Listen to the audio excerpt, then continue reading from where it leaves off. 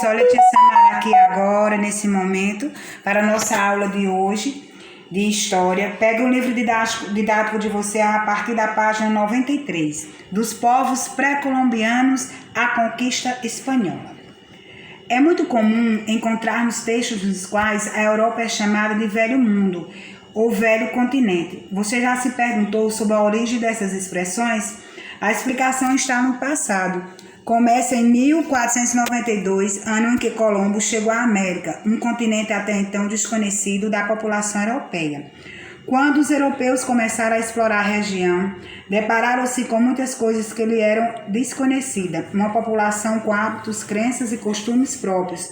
Uma flora e uma fauna diversificada com alimentos, árvores, plantas, flores e bichos que nunca haviam visto. Enfim, era tudo uma novidade.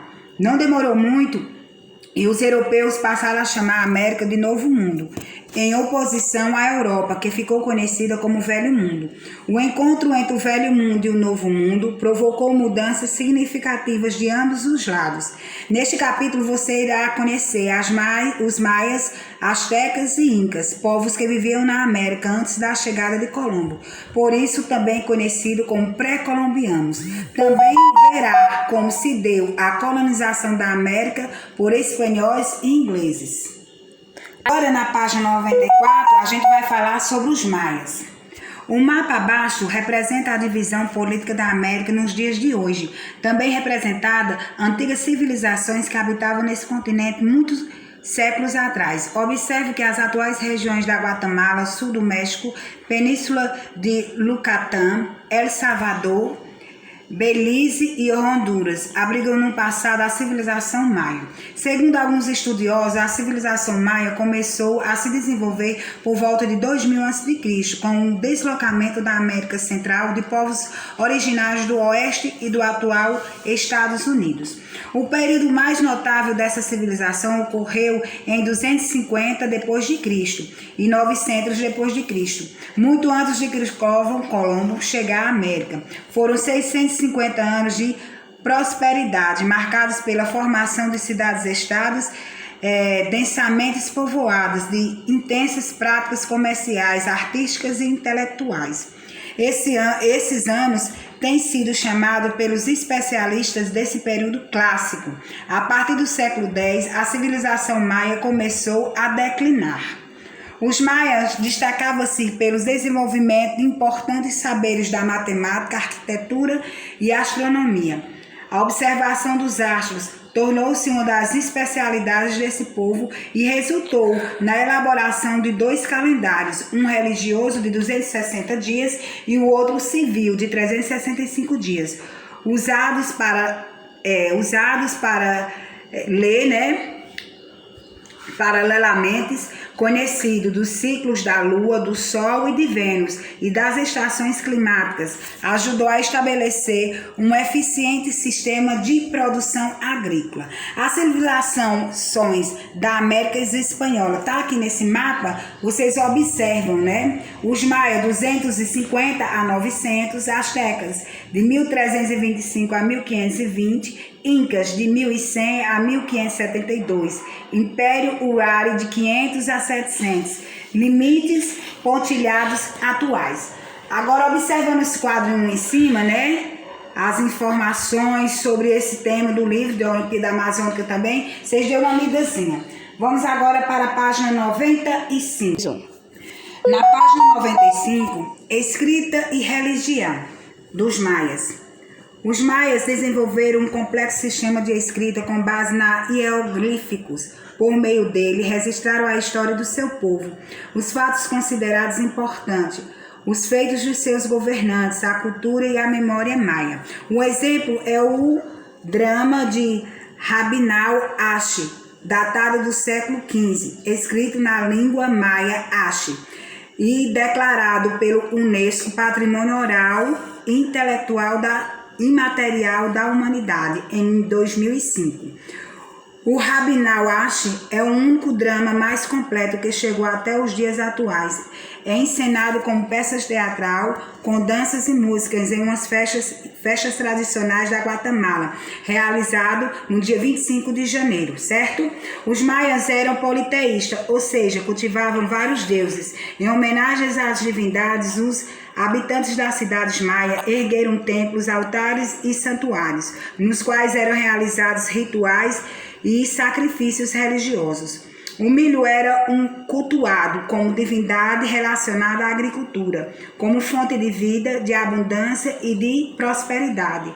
Na mitologia maia, de suas sementes teria germinado toda a vida humana, representada pelo deus Iuncaiá, que tinha forma humana e cabeça alongada como a da espiga de milho. Vocês prestem atenção aí nesse hieroglífico.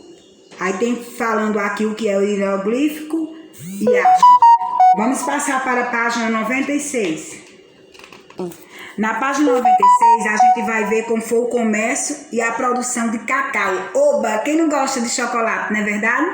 As atividades econômicas dos maias baseavam-se principalmente na agricultura e no comércio. As trocas comerciais eram intensas e significativas. Elas impulsionaram o crescimento das cidades e a construção de estradas para os transportes de produtos em grandes quantidades e por longas distâncias. O cacau era um dos produtos de maior valor utilizado como alimento e como moeda de troca. Os maias processavam a semente de cacau que, depois de fermentada, secada, tostada e moída, era misturada à água, pimenta e farinha de milho. A mistura era tão usada como oferenda aos deuses. Também faziam uma bebida adoçada com mel e especiaria, que era consumida apenas pelos líderes religiosos e políticos. Segundo alguns estudiosos, problemas ligados ao meio ambiente, como o desmatamento, podem ter influenciado o declínio da sociedade maia. O aumento da população e a falta de recursos para alimentá-la também teriam contribuído para o colapso da civilização maia. Outro fator foram os conflitos internos entre as cidades e estados. Acreditava-se que algumas regiões foram invadidas por outros povos, como os toltecas, o que gerou conflitos e disputa. Quando os espanhóis chegaram à região, à região no século XV, a sociedade maia já não tinha praticamente desaparecido. Já tinha quase todo desaparecido, por completo. Os maias deixaram profundas marcas na cultura dos povos que hoje ocupam regiões do sul do México, como Chiapas, Yucatán e ao norte da Guatemala. Muitos descendentes preservam idiomas, costumes e tradições que sobreviviam há milhares de anos, certo? Vamos agora para a página 97. Na página 97, agora nós vamos falar um pouco sobre os astecas. Os astecas ou mexicas, como esses povos se autodominavam, viviam na região norte do sul do México, onde se localizavam longas extensões de deserto. Aos poucos, eles giravam para o sul à procura de terras mais férteis. O deslocamento iniciou-se no século XII e se prolongou até 1325, quando ocuparam ainda no longo de Texcoco, na região central do México. Ali viviam os tepanecas, povos que dominou os astecas por quase um século, influenciados suas práticas culturais, religiosas e políticas. Os astecas construíram, ao longo do Texcoco, ilhas artificiais chamadas de chinapas. Veja a ilustração abaixo. Aí vocês observem essa ilustração abaixo. Essas ilhas eram ligadas à ilha central por pontes e deram origem à cidade de Tenochtitlan. Em 1428, os astecas rebelaram-se contra os tepanecas e libertaram-se do seu domínio. Assumiu o controle da região e transformando Tenochtitlan na capital do Império Azteca. Faça uma breve leitura também no restante aqui do conteúdo da página 97, certo?